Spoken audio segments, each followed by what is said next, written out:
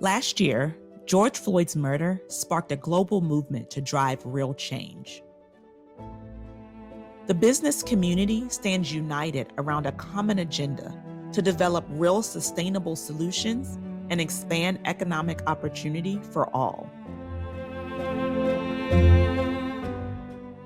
To improve education, grow diverse talent pipelines and employment opportunities, expand access to capital and support for Black-owned businesses, challenge inequalities in the criminal justice system, raise awareness and investment in health. We are breaking down barriers, building a more inclusive economy. Together, the business community is taking action.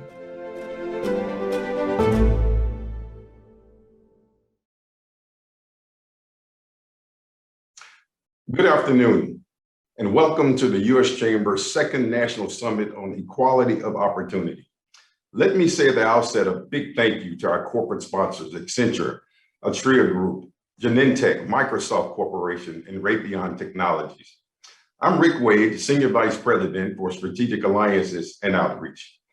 You know, throughout history, there have been defining moments in America that changed our hearts and minds and the course of our country. The end of slavery, Juneteenth, now a national holiday.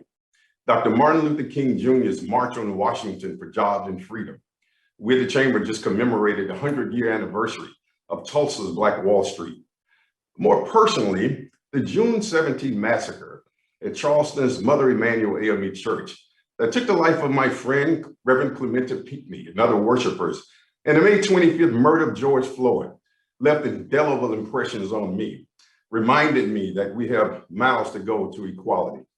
You know, common threads, though, that run through all of these moments have been the faith, resolve, resiliency, determination, and foresight of individuals, people, and communities to come together and turn moments into movements, calamities into conversations, and tragedies into triumphs. Today's summit is not the beginning of our work, but a continuation of the commitment we made last June, when we convened thousands of private and public sector leaders to discuss the underlying challenges driving inequality of opportunity for Black Americans and other people of color. While our work indeed began with dialogue, it's now about real action.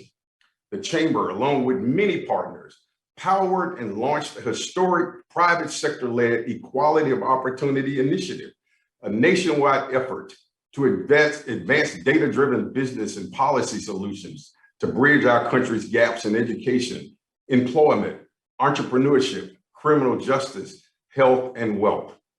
Solutions like equitable education funding, diversity in corporate leadership, access to capital for Black-owned businesses, employment opportunities for persons formerly incarcerated, and much, much more. And incidentally, a modernized infrastructure can help create a more inclusive and cohesive America.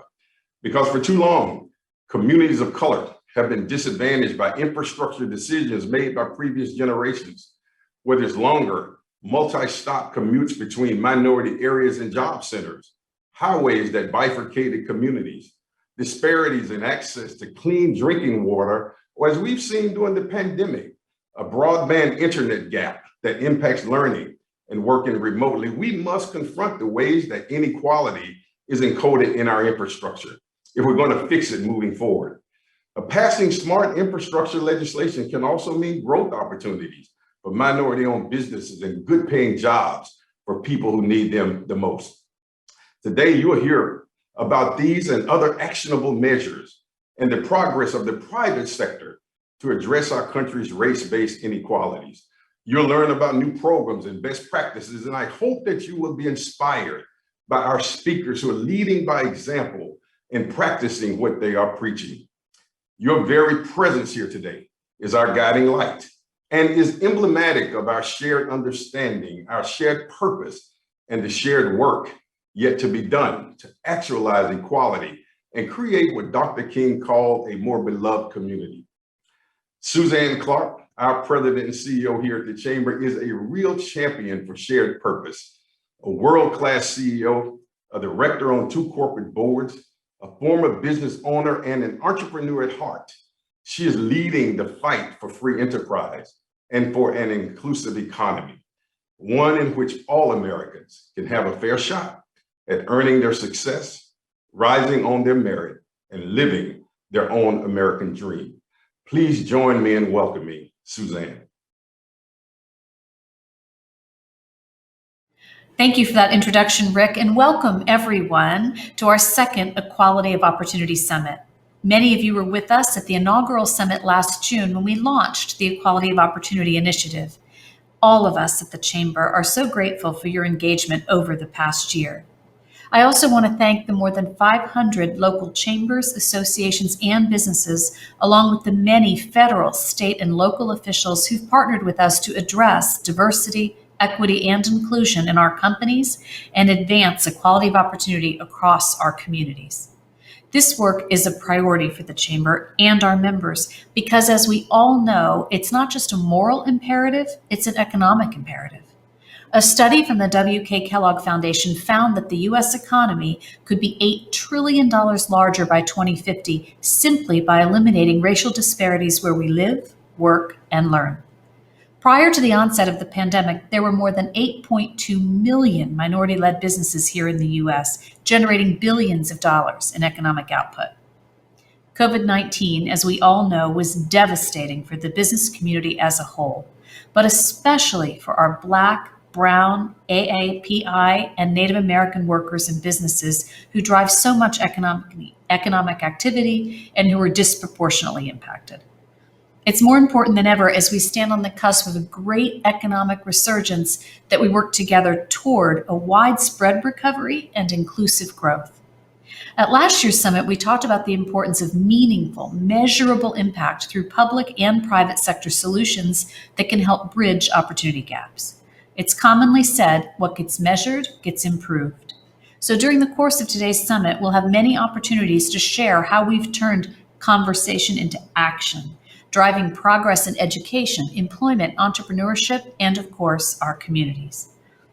There are many accomplishments to be proud of. With your support and engagement, the Chamber EOI has established numerous business-led task forces to develop actionable strategies and initiatives, provided opportunities for internships, education, mentoring, grants, and other resources, partnered with the White House Initiative on HBCUs to convene presidents and chancellors to discuss the future of business and higher education for Black youth, developed the Equality of Opportunity in Action event series, and partnered with the National Association of Corporate Directors to identify, prepare, and connect 250 Black executives to corporate boards by 2022. On the policy front, we've endorsed 14 bills on EOI-related issues, and Chamber experts and allies have provided hours of testimony at congressional hearings. The Equality of Opportunity Initiative is about progress, and it's also about momentum. I'm proud of what the Chamber and our partners have accomplished. We've made some big leaps, but we know there's so much more to do.